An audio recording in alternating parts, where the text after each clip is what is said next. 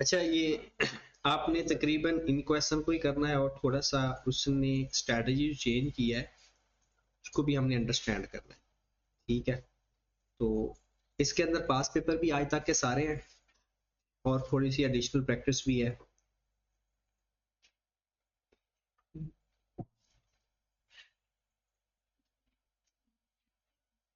Foreign exchange के अंदर forward हमने पढ़ लिया, फ्यूचर भी हमने पढ़ लिया और मनी मार्केट भी पढ़ लिया। तो इसके ऊपर ग्रिप आपने कैसे करनी है? अब ये क्वेश्चन जब आपने कम से कम 2 दफा लाजमी करना है तो ग्रिप ऑटोमेटिकली आज, क्योंकि ये मुश्किल तो है नहीं लेकिन इसके अंदर छोटी छोटी बातें ऐसी हैं कि वहां पर अगर आपने उस छोटी बातों को कंसीडर ना किया तो वो सवाल गलत हो जाएगा पूरे का पूरा ही। फॉरवर्ड की अगर हम बात करें तो फॉरवर्ड के अंदर, फॉरेक्स के फॉरवर्ड के अंदर सबसे आसान काम क्या है? सबसे पहले एक रेट लॉक हो जाता है, ऐसा ही है ना? ठीक है, वही हमारा इफेक्टिव रेट होता है। ये मैं फॉरवर्ड की बात कर, एक जो रेट पहले फिक्स हो जाता है ना, वही रेट हमारा इफेक्टिव होता है, चाहे वो रेट ऑफ इंटरेस्ट का है, चाहे वो उसका है, वही हमारा इफेक्टिव रेट होता है। और उसी को ही मल्टीप्लाई करके हमारी एक्सपेक्टेड रिसीट या पेमेंट्स आ जाती है।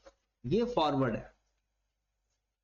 पहले ही रेट डिसाइड हो जाता है, वही हमारा इफेक्टिव रेट होगा और उसी को ही मल्टीप्लाई करके हमारी एक्सपेक्टेड रिसीट्स या पेमेंट आ जाएगी। ठीक है, इसके अलावा वो आपसे ये पूछेगा कि ये बेनिफिशियल है या नहीं। फिर हम मेच्योरिटी डेट वाले दिन, मेच्योरिटी का दिन कौन सा है, आज वाला दिन या कॉन्ट्रैक्ट जब कंप्लीट होना है? मेच्योरिटी के दिन आपने, हमारे पास एक उस दिन का एक्चुअल रेट होगा, उसको इसके साथ कंपेयर करेंगे, टोटल अमाउंट करके कंपेयर कर लेना या रेट को कंपेयर कर लेना, तो हमें गेन या लॉस का पता चल जाए।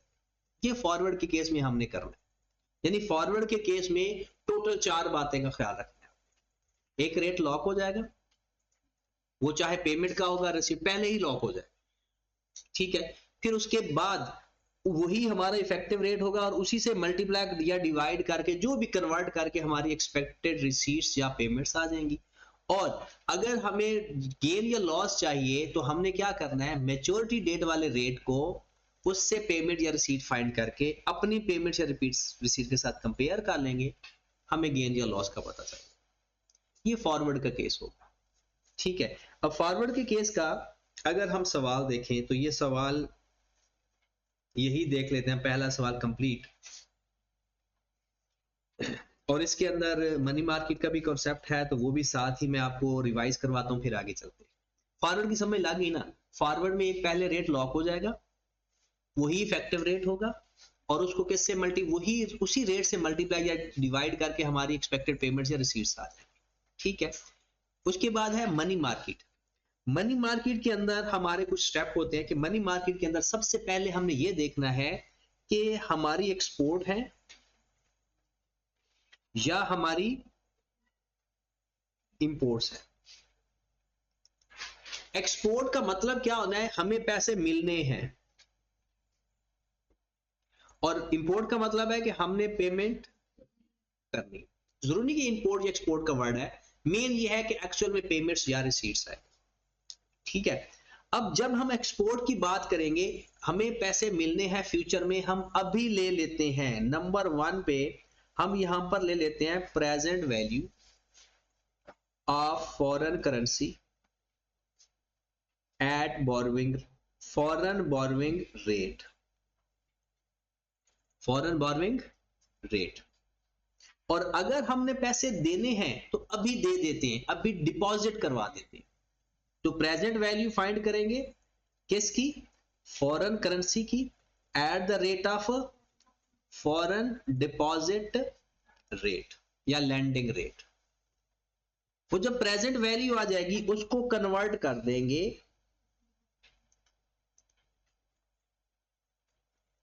Into home currency at current rate और सेम। हाँ, रेट कौन सा इस्तेमाल करना है? वही इंपोर्ट है तो महंगा रेट, एक्सपोर्ट है तो सस्ता रेट। तीसरे नंबर पर हम इसमें करते होते हैं फ्यूचर वैल्यू फाइंड करते होते हैं। अगर यहां पर बोरोइंग ले लेना है, future value of home currency या local currency at the rate of local deposit rate, local deposit rate या होम डिपॉजिट रेट। यहां पर अगर बोरोइंग रेट है ना, तो यहां पर क्या होगा, ये हमेशा अपोजिट होगा, और ऊपर हमेशा फॉरेन होगा, नीचे हमेशा लोकल होगा। तो ये चीज जो हम लिखेंगे, ये चीज जो आंसर आएगा, ये हमारा होगा expected receipts under money market hedge. और यहां पर एक फ्यूचर वैल्यू फाइंड करेंगे ऑफ होम करेंसी की एट द रेट ऑफ, यहां पर डिपॉजिट रेट है तो यहां पर लोकल बोरोइंग रेट करनी, फ्यूचर वैल्यू फाइंड है। ये हमारी होंगी expected payments.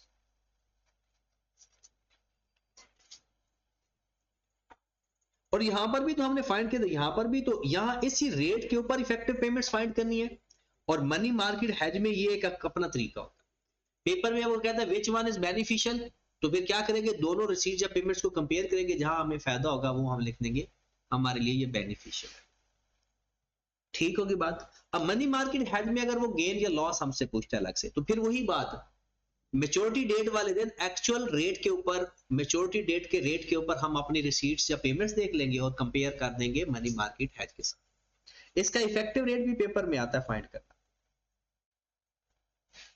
Effective rate, effective rate से क्या होगा, फॉरेन करेंसी जो भी है उसको डिवाइड कर देंगे हम, सॉरी यहां पर हम लिखेंगे जो हमारी एक्सपेक्टेड रिसीट्स या पेमेंट्स आएंगी उसको डिवाइड कर देंगे हम फॉरेन करेंसी को। ठीक होगी बात। ये हमारा पैटर्न है इसका मनी मार्केट का और फॉरवर्ड का। पहले ये दोनों कर लेते हैं, फिर हम फ्यूचर की तरफ चलते हैं। अब ये सवाल के अंदर उसने कहा determine which of the following option would be more beneficial. ये पेपर का सवाल है। कहता है पहले फॉरवर्ड कॉन्ट्रैक्ट और फिर मनी मार्केट हेज, कहता है फिर नो हेज, तीन पार्ट है। कहते हैं आप हेजिंग करो ही ना, या फॉरवर्ड के साथ हेजिंग करके देख लो, या मनी। जो नो हेजिंग होगा फिर हमें क्या मिलेगा, एक्चुअल पैसे। कहते हैं assume that the date of settlement of transaction spot rate is 1 USD PKR, मतलब ये है रुपीस पर डॉलर कह लें 178.15। ये हमारा वो रेट है, मैच्योरिटी डेट वाला रेट, उसने खुद ही बता दिया। अब सवाल में के अंदर क्या है, Shaheen limited is engaged in manufacturing and selling textile product, SL procures the material locally which is the manufactured and exported to the customer. The management of SL is concerned over high volatility in foreign exchange rates. The receipt of USD 50,000। अच्छा, अब आपके paper में ये भी आ सकता है, वो कुछ रिसीट दे देगा कुछ पेमेंट दे देगा, आप उसको नेट कर लेना। वो ये कहेगा कि मुझे $50,000 आने हैं और 30,000 मैंने देने भी हैं, ऐसा सवाल भी आ सकता है, आप उसको नेट कर लोगे अगर सेम डेट है। और अगर डिफरेंट करेंसी है तो फिर उसको दो सवाल समझ के हल कर लो, पेमेंट वाला पेमेंट के तरीके से, रिसीट वाला रिसीट के तरीके से। From a customer is expected in 3 months time, 3 महीने बाद पैसे आने हैं, and management is considering the hedge of foreign exchange, SL has quoted the following exchange rates and annual interest. कहता है स्पॉट रेट हमारा ये है $1 के बदले 1 month फॉरवर्ड और 3 month फॉरवर्ड। तो हमारा ताल्लुक किसके साथ है, ठीक है। ऊपर आपने बाय सेल नहीं देखना इसमें, क्योंकि ये बाय और सेल किसके पॉइंट ऑफ व्यू से गिवन होगा, बैंक के पॉइंट ऑफ व्यू से। आगे है वो उसने रेट भी दे दिया, यूएसडी मतलब फॉरेन रेट, और पीकेआर मतलब यहां पर भी ऊपर लिखा हुआ डिपॉजिट रेट और बारविंग रेट, और ना भी गिवन हो तो डिपॉजिट सस्ता होता है, बारविंग महंगा रेट होता है। तो सबसे पहले वो कहता है जी फॉरवर्ड रेट से हेज करो। अच्छा, मुझे बताएं कि ये फॉरवर्ड रेट लॉक करना है, रिसीट्स है तो कौन सा रेट लेंगे, 177 या 178। इसको कहने से पहले ये भी देखा करो कि मल्टीप्लाई करना है या डिवाइड, ठीक है ना, क्योंकि अगर ये ना देखा तो फिर भी तो सवाल गलत हो जाएगा। हमने वो रेट लेना है जिससे हमारी रिसीट्स कम है, वो रेट लेना है जिससे हमारी रिसीट कम है। तो हमने सबसे पहले फॉरवर्ड कॉन्ट्रैक्ट लिख लेते हैं। उसने सवाल में पूछा है कि कौन सा, हम तीनों मेथड से एक्सपेक्टेड रिसीट फाइंड कर लेते हैं और जिस रिसीट से हमारा आंसर, वैसे एक और तरीका भी है, तीनों का रेट फाइंड कर लो, तीनों का रेट फाइंड कर लो। इसका तो रेट गिवन है 177.555। मनी मार्केट का कैसे फाइंड करेंगे? Expected receipts divided by total foreign currency, वो भी एक रेट आ जाएगा। और दूसरा रेट क्या गिवन है 178.1। इन तीनों रेट्स को कंपेयर कर लो, तो जिस पे ज्यादा रेट मिल रहा होगा वो हमारे लिए बेनिफिशियल है। देखिए सवाल हल करने की टेक्निक अगर आपकी ठीक है ना, तो चाहे 3 लाइनों में सवाल हल हो गया, वो जवाब का नंबर आपको पूरे देगा। और अगर सवाल ठीक नहीं है ना, तो फिर आप जो मर्जी 6-6 पेज भी भर के आ जाओगे, नंबर नहीं मिलेंगे। तो इसमें हम क्या कर सकते हैं, एक्सपेक्टेड रिसीट भी फाइंड कर सकते हैं तीनों की, और इफेक्टिव रेट भी फाइंड कर सकते हैं। ठीक होगी बात? तो अगर मैं कहता हूं कि मेरा फॉरवर्ड कॉन्ट्रैक्ट है, तो मैं यहां पर लिख लेता हूं एक्सपेक्टेड रिसीट्स।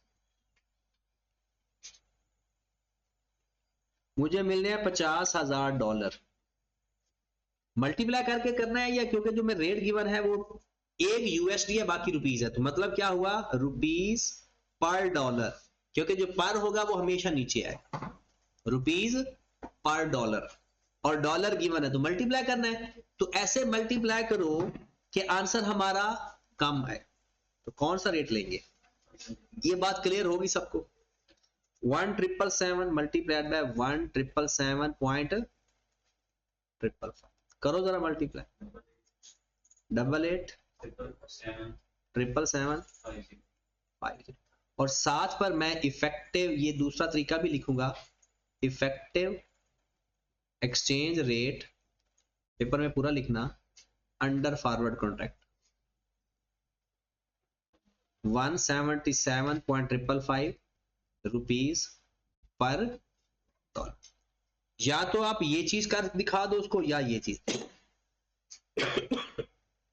ये हमारे पास फॉरवर्ड हो गया। उसके बाद हमने क्या देखना है, मनी मार्केट।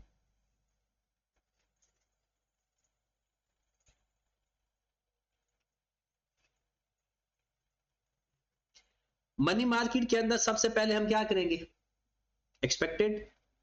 सबसे पहला स्टेप क्या होता है, find present value of USD 50,000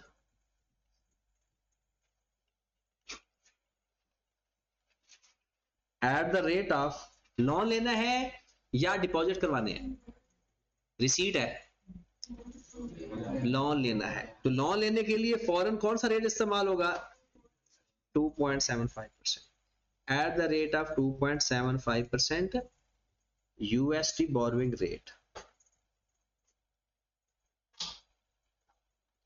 ये प्रॉपर हम लिखेंगे। हाँ जी, तो प्रेजेंट वैल्यू भी फाइंड कर लो फिर, 50,000 divided by 1 plus 0 2.75% multiplied by 3/12 है ना। कितनी आ गई प्रेजेंट वैल्यू, 496.5। अगला स्टेप क्या है, कन्वर्ट करते हैं।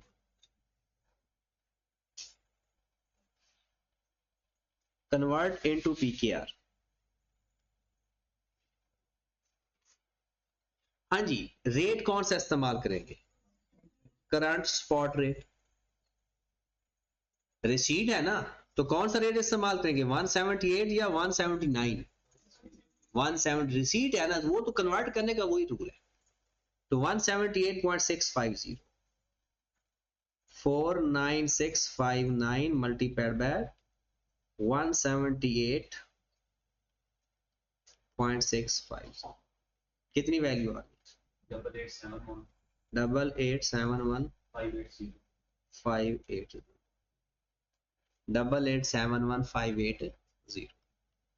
क्या बताएं, यही हमारी एक्सपेक्टेड रिसीट्स है। ये तो आज मिलनी है हमें, हमारा कॉन्ट्रैक्ट तो 3 महीने का है ना। तो अब हम क्या करेंगे, future value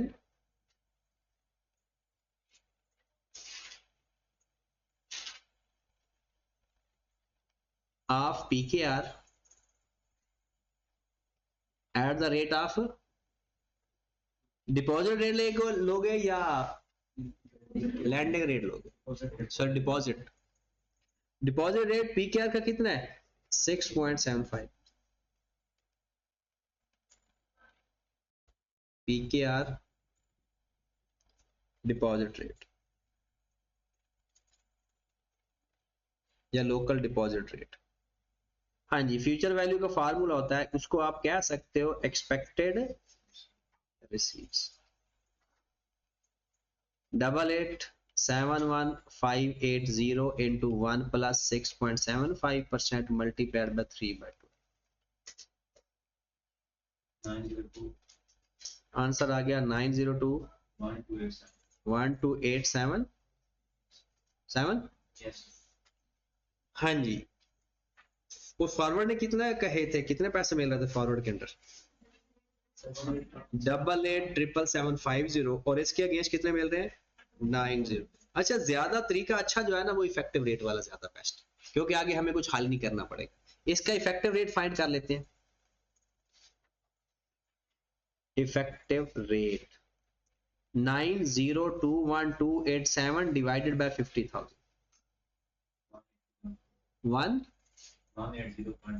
180.4 rupees per. Forward का इफेक्टिव रेट, अच्छा ये हमें पैसे मिलने हैं ना इस रेट के ऊपर, रिसीट है ना। फॉरवर्ड के ऊपर कितना, किस रेट पर हमें मिल रहा था? 177। मनी मार्केट में किस पे मिल रहा है? 180। और अगर आप कोई हेजिंग नहीं करते तो 178।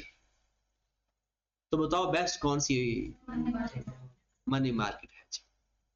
और मनी मार्केट हेजिंग को आप ये भी कर सकते थे कि अगर ये नहीं करना चाहते हो तो फिर आप नो हेजिंग में एक्सपेक्टेड रिसीट फाइंड करो। एक्सपेक्टेड रिसीट्स 50,000 मल्टीप्लाइड बाय 178.15 तो कितनी आ गई? 890,750। तो फिर भी सबसे ज्यादा किस पे है? तो आप अपनी रिकमेंडेशन में लिखोगे कि expected receipts under money market hedges more beneficial. Expected rate से भी कर सकते हो, एक्सपेक्टेड रिसीट से भी कर सकते हो। ठीक होगी बात? अब ये दिमाग में बातें बैठी हैं, फॉरवर्ड और मनी मार्केट। अभी हम दूसरी बात ही नहीं कर रहे, फॉरवर्ड और मनी मार्केट बस। ये अब ओके है? चलिए, तो मनी मार्केट में 3 स्टेप है, 4 टोटल कह रहे, और फॉरवर्ड में तो है ही सिंपल सा काम। उसके बाद है फ्यूचर। फ्यूचर में थोड़ा जो हम करते हैं ना वो थोड़ा एडवांस लेवल के मैंने सवाल करवाए। आपके पेपर के लिए तो कुछ भी नहीं है, क्योंकि आपके पेपर के लिए ये जो हम चेंज करते हैं ना कन्वर्ट, ये है ही नहीं, सीधा सीधा सवाल। लेकिन किस्मत खराब होने को पता नहीं चलता है। लास्ट टाइम उसने जो सवाल दिया है ना ऑप्शन का, उसके अंदर उसने जानबूझ के कुछ चीजें चेंज करके दी हैं। मुश्किल नहीं थी, लेकिन बच्चों के लिए तो आपको पता है बच्चे होते हैं लकीर के फकीर। उनको जिस पैटर्न में पढ़ाया जाए ना, आई कैप थोड़ा सा हेर फेर कर दे दे सवाल खराब। लास्ट टाइम उसने ऑप्शन का सवाल दे दिया, तो इसके लिए ये अच्छी बात है कि ऑप्शन का सवाल शायद ना आए, क्योंकि एक्सचेंज रेट का और 2 ही ऑप्शन है बस, या rate of interest. Last time उसने 5 नंबर का सवाल दे दिया रेट ऑफ इंटरेस्ट की ऑप्शन, और 4 नंबर का सवाल दे दिया एक्सचेंज रेट की ऑप्शन। और सबसे बुरा रिजल्ट उसका है, सिर्फ इसकी वजह क्या थी? आई कैप वो मोस्टली आपको पता है ना, हमने कहा जी 10% रेट है और ऑप्शन प्रीमियम है 0.5%। उसने 0.5% दिया, वैल्यू दे दी ये 50,000, 70,000, 10,000। वो करना क्या था? उसको टोटल पे डिवाइड करके परसेंटेज में कन्वर्ट करना था बस। लेकिन इसके कई हल हैं, जरूरी है कि परसेंटेज में हल करो। जैसे ये सवाल हमने 2 तरीकों से हल किया, पीकेआर में कन्वर्ट करके और एक्सचेंज रेट के साथ भी। तो आपके पास भी नंबर ऑफ ऑप्शन होनी चाहिए। तो नेक्स्ट हमारे पास है जी फ्यूचर।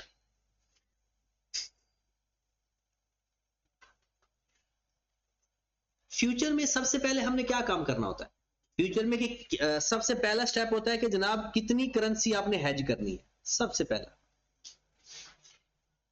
दूसरे नंबर पर हम क्या करते हैं, हमारा कॉन्ट्रैक्ट का साइज क्या है, हमने कौन सा फ्यूचर रेट इस्तेमाल करना है, और ओपन पोजीशन और क्लोज पोजीशन क्या है।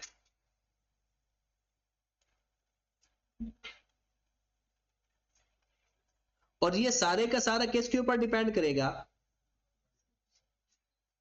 कॉन्ट्रैक्ट साइज के ऊपर। उसके बाद हमारे पास गेन या लॉस आ जाएगा। फिर इसके बाद हम क्या करते होते हैं, सारे फ्यूचर के सवालों में एक टेबल बनाते हैं एक टाइप का। पहले हम देखते हैं कि हमारे पास रिसीट या पेमेंट्स कितनी है, प्लस माइनस कर देते हैं गेन या लॉस। फिर हमारे पास क्या आ जाता है, एक्सपेक्टेड पेमेंट्स या रिसीट। मतलब पहले हम एक्चुअल रेट के ऊपर वैल्यू लेते हैं, उसके अंदर गेन या लॉस प्लस माइनस कर देते हैं, और फिर हमारे पास आ जाती है एक्सपेक्टेड रिसीट्स, और इसको कन्वर्ट कर देते हैं तो इफेक्टिव रेट भी आ जाता है। ये हमारे कुछ स्टेप्स होते हैं। हाँ, इसमें अगर कभी टेक का मसला आ जाए ना, इसके अंदर खास तौर पे करेंसी के अंदर, रेट ऑफ इंटरेस्ट के अंदर तो हमने पढ़ा था ना, करेंसी के अंदर आ जाए ना, तो उसमें फार्मूला होता है कॉन्ट्रैक्ट साइज, बल्कि पहले लिख लो नंबर ऑफ कॉन्ट्रैक्ट। एक दफा 2 नंबर का सवाल आया भी हुआ, multiply by contract size multiply by 1 over एक टिक की वैल्यू गिवन होगी, number of contract multiply by contract size multiplied by 1 over जो टिक साइज गिवन होगा क्वेश्चन के। अगर वो टिक को बेस बनाता है तो ये करते हैं, अदरवाइज एक्सचेंज रेट के अंदर इसका कोई इतना ज्यादा इशू नहीं। अब इसके भी सवाल देखते हैं।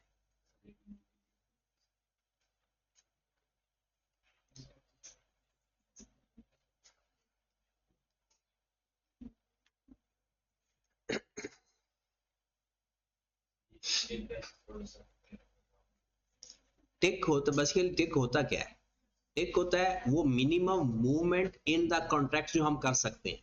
सादा से एग्जांपल में अगर आपको बताऊं कि अगर हम एटीएम से पैसे निकलवाते हैं ना, तो हम कम से कम 500 से कम या कम अमाउंट नहीं निकलवा सकते।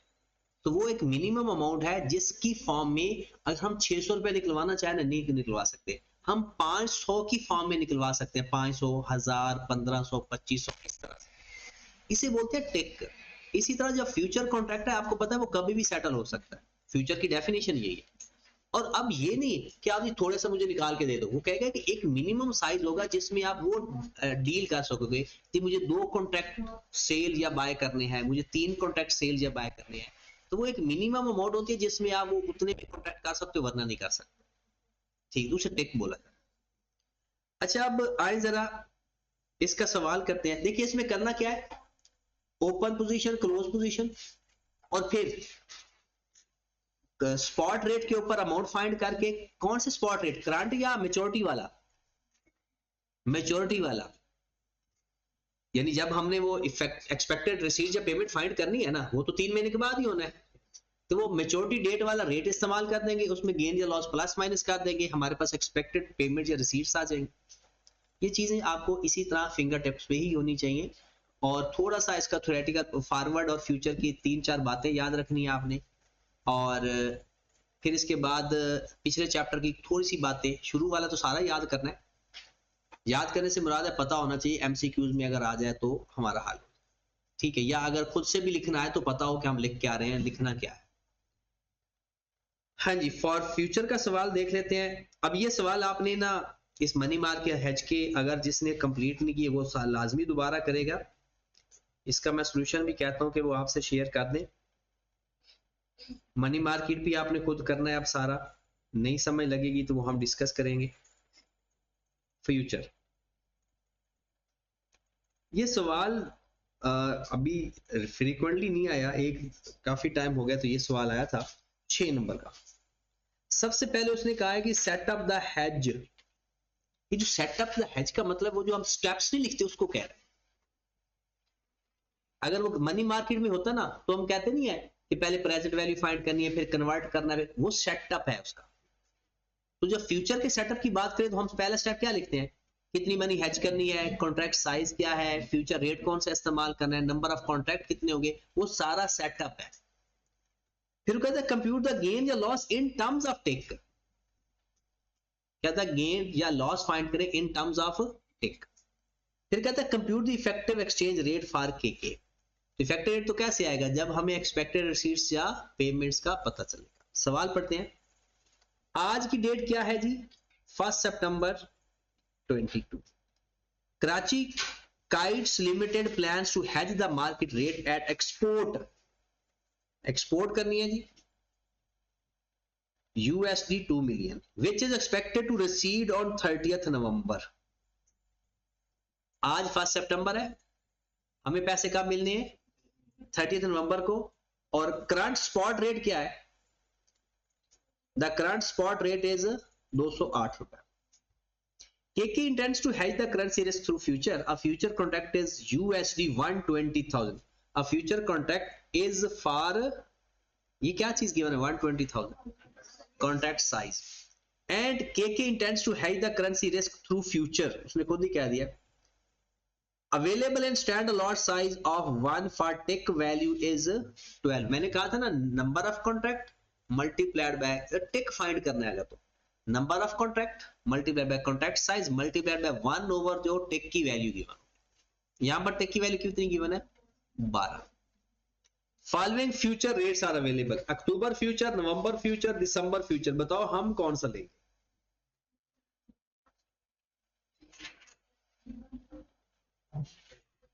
हाँ जी, हमारा है 30th नवंबर, उसने वैसे भी लिख दिया है मेच्योरिटी डेट 31 अक्टूबर के लिए ये रेट है, मेच्योरिटी डेट 30th नवंबर के लिए ये है, और 31 दिसंबर उसने बता दिया। तो हमारा कौन सा रेट होगा, और the spot rate on 30th November is 208। कहते हैं सबसे पहले तो सेटअप हैज, वो जो सेटअप बनाना ना फ्यूचर का, वो सारी वैल्यू क्या, सबसे पहला स्टेप क्या होता है, भला एक्सपोर्ट है ना, एक्सपोर्ट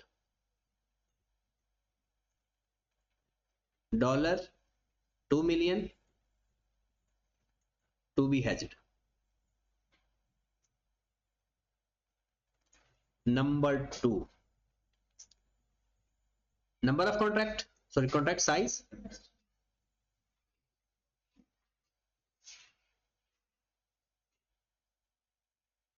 कॉन्ट्रैक्ट साइज है हमारा 1,20,000, और 1,20,000 क्या चीज है।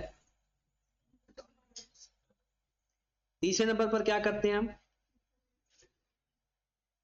नंबर ऑफ कॉन्ट्रैक्ट पहले कर लें या फ्यूचर रेट कर लें, फ्यूचर रेट पहले करना है, ये जरूरी है। फ्यूचर रेट, फ्यूचर रेट कितना लेंगे, 213.5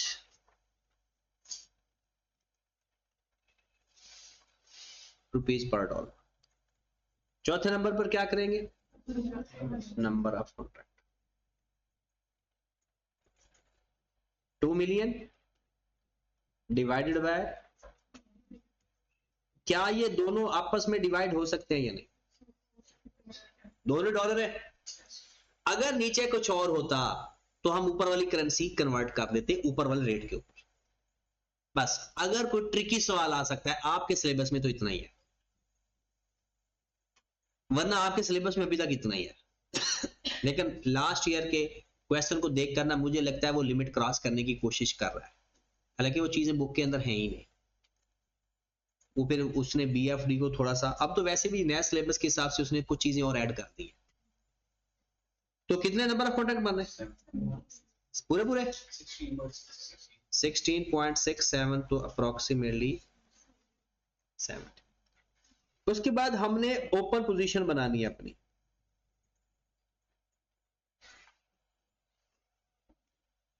जी सेल्फ फ्यूचर या बाय फ्यूचर, बताओ जरा सेल्फ फ्यूचर या बाय फ्यूचर।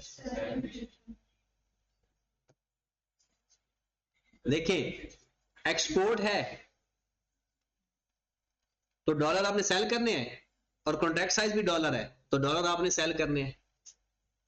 ठीक है, ये तो बात वैसे बंदे को याद भी रह जाती है कि अगर सेम करेंसी हो तो सेम, और अगर करेंसी अपोजिट होती है तो फिर, तो आपने डॉलर सेल करने हैं और सेल ही है, तो आपकी ओपन पोजीशन है जनाब सेल फ्यूचर। क्या रेट है? 213.5 rupees per dollar, close position buy future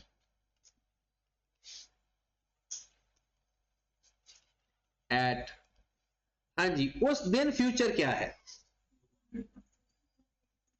अगर आपको पता है ना उस दिन का फ्यूचर रेट अगर गिवन है तो फ्यूचर रेट लेना है, और अगर कोई एक रेट गिवन है तो फिर जो रेट गिवन है वो ही लेना है।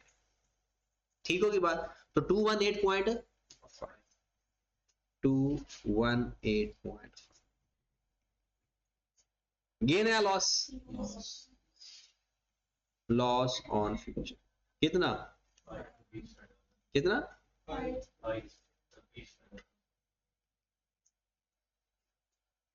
5 रुपीज पर डॉलर। अब एक तो उसने पूछा है टेक फार्म में गेन या लॉस बताए, वो तो आप 2 नंबर साइड पे कर दो ना, गेन या loss in tick. Contract size, बल्कि वो तो 120,000 है ना, वो डायरेक्ट 120,000 भी लिख सकते हो। Contract size multiply by 5 multiply by 1 by, बाद में इसको कॉन्ट्रैक्ट साइज से मल्टीप्लाई कर दो तो आगे गेन या लॉस भी आए, तो कितना बन रहा है? 120,000 multiply by 5 multiply by 1 by 12। देखिए कितना? 50,000।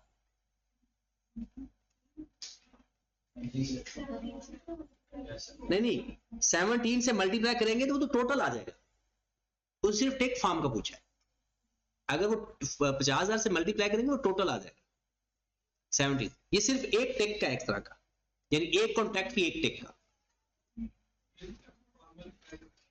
हाँ जी, वो टोटल लॉस का है, ये पर टेक है। इसने पेपर में क्या पूछा है? Compute your gain loss in terms of tick, उसने टोटल नहीं पूछा। उसने कहा compute gain loss in terms of tick, tick की फॉर्म में बताओ कि नंबर ऑफ टेक के हिसाब से कितना 50,000 का गेन यानी लॉस है या गेन है। अगर वो कहता ना टोटल गेन या लॉस फाइंड करो, तो फिर हम मल्टीप्लाई बाय 17 भी कर देते। ठीक है, हमने तो रिक्वायरमेंट को मीट करना है ना। नेक्स्ट आ जाए जी, ये अलग से ये एक पार्ट का सवाल का जवाब हो गया, इसको अलग कर दे और इसको ज्यादा सीरियस ना ले, क्योंकि मेन हमने अपना काम क्या करना है हम वो करते हैं। हम अपना लॉस फाइंड करते हैं, लॉस ऑन फ्यूचर कितना आ गया? जो हम लॉस ऑन फ्यूचर फाइंड करते हैं वो कैसे? Number of contract multiply by contract size कितना था, ये क्या है, मल्टीप्लाई बाय नहीं 5 रुपीज। अच्छा, ये जो चीज है इसका आपने बड़ा ध्यान रखना है कि डिवाइड करना है गेन या लॉस को या मल्टीप्लाई करना। वो कैसे पता चलेगा? अगर आपको लगता है मल्टीप्लाई करने से डॉलर खत्म हो जाएगा, मतलब यहां पर जो करेंसी का यूनिट खत्म हो जाए तो करना है, वरना नहीं करना। ठीक, कल वाले सवाल में भी अगर आपको देखोगे तो ये मसला आया, मसला था इसके। तो कितना आंसर आ गया? 102000000। ये रुपीज है या डॉलर है? 102000000। आगे चलते हैं। सबसे पहले हम देखेंगे एक्सपेक्टेड रिसीव्स। अब इसको ध्यान से देखना है आपने, ये इस फैक्टर को निकाल के सवाल को देखना है, इस फैक्टर को निकाल, क्योंकि ये फैक्टर है ही नहीं हमारे सवाल का हिस्सा फिलहाल। सबसे पहले हम क्या करेंगे, अगर हमारे पास टोटल कितना था जो पैसे मिलने थे, 2 मिलियन, और किस रेट पे मिलने थे? 218.5। यहां पर वही बात, अगर ये फ्यूचर का रेट होता और करंट स्पॉट रेट अलग गिवन होता तो यहां पर लेना था करंट स्पॉट रेट और ऊपर फ्यूचर का रेट लेना था। अगर एक ही रेट गिवन हो तो फिर दोनों जगह पर सेम रेट लेना। कितना पैसा, कितना आंसर आ गया? कितना? 437 मिलियन। और ये गेन था या loss? Loss on future. 10200 plus होना माइनस?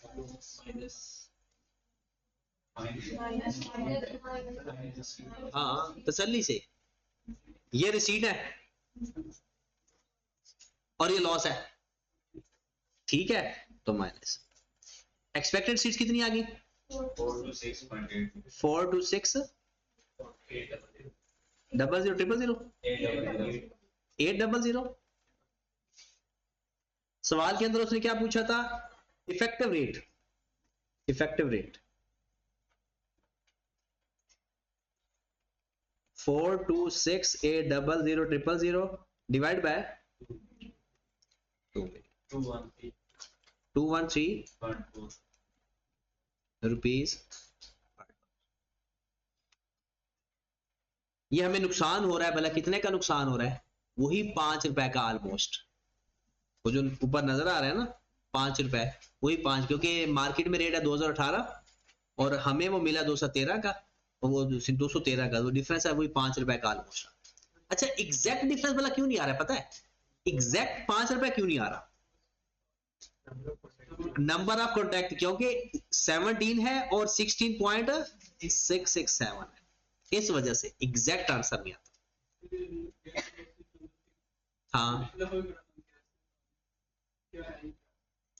यार नंबर, पहली बात तो यह है कि जो टिक फॉर्म है ना, टिक का मेन मतलब यह है कि आपने मूवमेंट कितनी करनी है।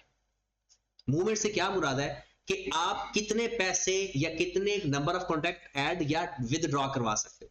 मिसाल के तौर पर आपने 500 शेयर खरीदा, ठीक है, अब आपको यह कह दिया जाता है कि भाई आपने कहा कि कल को इसकी रेट बढ़ गया, आपने 10 रुपए के हिसाब से खरीदा, कल को इसका रेट हो गया 12 रुपए। आपने कहा अच्छा जी 2 रुपए का जो फायदा है मुझे अभी दे दो। हमने कहा क्या सारे पैसे विदड्रॉ करवाना चाहते हो? आपने कहा नहीं, मैं ना 3 शेयर के पैसे विदड्रॉ करवाना चाहता हूं। वो कहते 3 शेयर के नहीं हो सकते, इन टर्म्स ऑफ 5 हो सकते, इन टर्म्स ऑफ, मतलब आप 5 शेयर करवा सकते हो, 10 करवा सकते हो, 15, 50 इस तरह से करवा सकते हो। अब क्योंकि फ्यूचर के अंदर अगर आपने पहले डेफिनेशन पढ़ी हो तो फ्यूचर का मतलब है कि आप कभी भी कॉन्ट्रैक्ट का पैसा मैच्योर करवाना चाहो तो करवा सकते हो। आपने शेयर खरीदे हुए कंपनी के, शेयर का रेट बढ़ रहा है तो आप कभी भी अपने शेयर बेच सकते हो। ये जरूरी नहीं है कि उस दिन का आपको इंतजार करने पड़ेगा मैच्योरिटी डेट पर। आपकी वो जो अमाउंट है वो आपके अकाउंट में सेटल हो जाती है डेली बेसिस के ऊपर।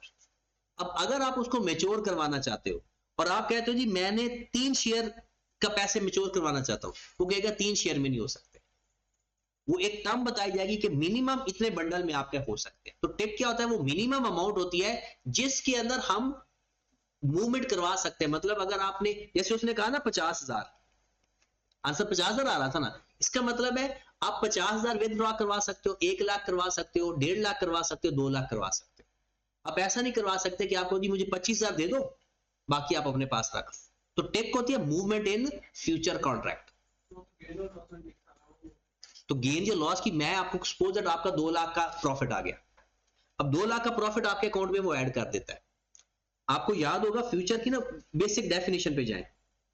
फ्यूचर की डेफिनेशन ये होती है कि आपका दोनों पार्टी का एक अकाउंट ओपन हो जाता है, आपसे भी पैसे लेकर इसमें रख लिए जाते हैं सिक्योरिटी डिपॉजिट और इसमें भी रख लिए जाते हैं। जो जीतता जाएगा उसके अकाउंट में पैसे ऐड हो जाते हैं, जो हारता है उसके अकाउंट से पैसे निकाल दिए जाते हैं। जो इसके पैसे खत्म हो जाएंगे तो उससे और डिपॉजिट मंगवाया जाता है, ठीक है। अब इन केस अगर आप यहां पर मैच्योर करवाना चाहते हैं, आपका तो प्रॉफिट इसके अंदर ऐड हो रहा है, तो आप कहते हैं जी मेरा प्रॉफिट मुझे दे दें। तो आप कितना प्रॉफिट लेना चाहते हो? क्योंकि आपने जैसे मैंने कहा ना, आपने कहा जी 3 शेयर का, वो कहता नहीं 3 शेयर का नहीं हो सकता। अब जाए ना 50,000, आपको पता है लॉस कितना हुआ था? 10 टोटल लॉस 10200। अब अगर आप ये लॉस कंपनसेट करना चाहते हो तो ऐसा नहीं करवा सकते कि 75,000 रुपए दे दो। आपके ये तो अकाउंट से भी वो कंपनसेट करेगा ना, और आपको लॉस हुआ है, आपने अपना अकाउंट मेंटेन रखना है तो बाकी भी तो डिपॉजिट करवाओगे। तो डिपॉजिट कितने करवा सकते हो? 30,000 नहीं करवा सकते, 50,000 करवाओगे, 1 लाख करवाओगे, 1.5 लाख करवाओगे, 2 लाख करवाओगे, इस टर्म में करवाओगे। वो एक स्टैंडर्ड सेट रखते हैं, उसे टेक कहते हैं। और ये मेरा नहीं ख्याल कि पिछले सवाल के अंदर इसने तंग किया हो। टेक को आपने बिल्कुल ही सीरियस नहीं लेना। ये अभी तक हिस्ट्री में ये एक ही दफा 2 नंबर का सवाल आया हुआ बस। आप टेक के बगैर सवाल किया करें, ठीक है। और वैसे पेपर में भी अगर आप देखेंगे, आई कैप का सोल्यूशन भी देखेंगे, उसने इसको साइड पे 50,000 निकाल के ना खत्म कर दिया, और आगे सवाल उसने नॉर्मल तरीके से किया। हाँ जी, ये सवाल हमारा हो गया। दोबारा इसको देख ले एक नजर। ये इस टेक को निकाल के देखना है। ये जो आपने ये काम किया ना, ये पार्ट 1 था। ये जो आपने सारा लिखा है ना, ये पार्ट 1 था। जो पार्ट 2 था ना, वो ये है। पार्ट 2 सिर्फ ये है, और ये बाकी पार्ट है 5वें स्टेप से लेकर एंड तक, ये आखिरी स्टेप। तो ये तीनों पार्ट के अंदर ये इसका जवाब है। और इसी तरह अगर वो मनी मार्केट हैज के बारे में कहना सेटअप बनाओ, तो वो जो स्टेप्स होते हैं ना, वो उसका सेटअप होता है। और आखिर दूसरे तीसरे पार्ट का तो जवाब सिर्फ इतना ही होगा ना, 213.4 रुपीज पर डॉलर। तो आपने कल का जो काम आपका है, आपने फ्यूचर, फॉरवर्ड और मनी मार्केट, जिसने सवाल कर लिए वो ओके, जिसने नहीं किए वो करेगा। ये सवालों में इतना टाइम नहीं लगता, लेकिन तरतीब के साथ करना, ताकि ना कल मैं आपको इसका ऑप्शन का तरीका बताऊंगा।